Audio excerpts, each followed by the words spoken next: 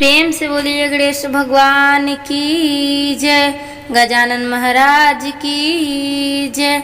नमस्कार, स्वागत है आपके अपने YouTube चैनल में। प्रिय भक्तगणों, आज हम लोग भादवे चौथ माता की कथा का श्रवण करेंगे। चलिए कथा की ओर चलते हैं। अभी तक आपने हमारे चैनल को सब्सक्राइब नहीं किया है तो ऐसे वीडियो देखने के लिए हमारे चैनल को जल्द से जल्द सब्सक्राइब कर लें, वीडियो को लाइक कर दें। कहानी, एक साहूकार के एक बेटा बहू थे। बेटा व साहूकार दोनों ही कुछ भी कमाते नहीं थे। बड़े बूढ़ों का धन था, उसे काम चलाते थे। जब भी बहू बाहर कचरा डालने के लिए जाती तो पड़ोसन उससे पूछती, बहू आज क्या खाना खाकर आई हो? तब वह कहती, वही ठंडी बासी रोटी खाकर आई हूँ। एक दिन यह बात है साहूकार ने बेटे ने सुन ली। अपनी माँ से सारी बात बताई और पूछा कि माँ तू तो बहू को रोज गरम गरम खाना परोसती है। तभी यह पड़ोसी से कहती है कि वही ठंडी बासी रोटी खा कर आई हूँ। तब उसकी माता बोली, बेटा मैं तो चारों थालियाँ बराबर गरम गरम खाने की परोसती हूँ। यदि तुझे मुझ पर विश्वास नहीं है तो अपनी आंखों से देख लेना। तब दूसरे दिन बेटे ने तबीयत खराब का बहाना बनाया और चादर ओढ़कर लेट गया।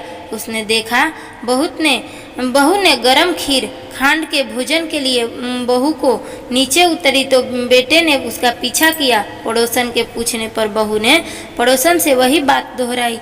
तब उसका पति उठा और उसे कहने लगा कि अभी अभी तो तू गर्मा गर्म खाना खाकर आई है और तूने पड़ोसन से झूठ क्यों कहा कि मैं ठंडी बासी रोटी खाकर आई हूँ? तब उसकी विद्वान पत्नी ने कहा कि यह न आपकी कमाई हुई रोटी है न आपके पिताजी की। यदि इस तरह से बैठे बैठे धन को खर्च किया जाएगा तो कुएं के पानी की तरह एक दिन पूरा समाप्त हो जाएगा। तब उसका पति विदेश कमाने के लिए गया। पीछे से उसकी पत्नी 12 महीने का चौथ का व्रत करती थी।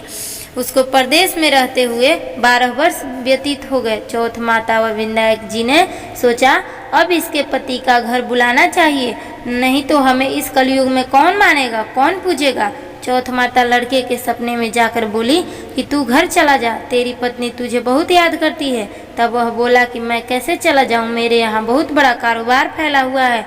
तब चौथ माता बोली, सुबह एक दीपक जलाकर चौथ माता के नाम लेकर बैठ जाना। देने वाले रुपए दे जाएंगे और लेने वाले ले जाएंगे। उसने सुबह उठकर वैसा ही किया और उसका सारा कारोबार एक दिन में ही सिमट गया। जब वह घर जाने के लिए रवाना हुआ तो रास्ते में उसे एक सांप आगे मिला। लड़के ने सोचा सांप जल जाएगा। उसने सांप को भगाने के लिए सिसकारी भरी, लेकिन तभी नागराज बोले कि हे पापी दुष्ट, मैं तो सांप योनि से मुक्त हो रहा था, लेकिन तूने मुझे सिसकार दिया, इसलिए अब मैं तुझको डसूंगा। तब वह लड़का बोला, हे नागराज, तुम मुझे अवश्य खा लेना। मैं आपको वचन देता हूँ, मैं 12 वर्ष के बाद अपने घर मिलने जा रहा हूँ। कल रात आप अवश्य आ जाना। जब पति घर आया तो वह बहुत उदास था। पत्नी के कारण पूछने पर उसने बताया, पत्नी चतुर थी।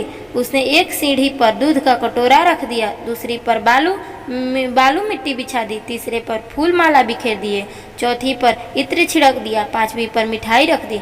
इस तरह उसने 7 सीढ़ियों पर कुछ न कुछ रख दिया और दरवाजा खुला छोड़कर पलंग पर अपनी पत्नी की चोटी लगाकर सो गया। सांप आया, सबसे पहले उसने दूध पिया तो बोला, साहूकार के बेटे, तूने सुख तो बहुत दिए हैं, पर वचन का बंधा हूँ, इसलिए मैं तुझे डसूंगा, अवश्य ही डसूंगा।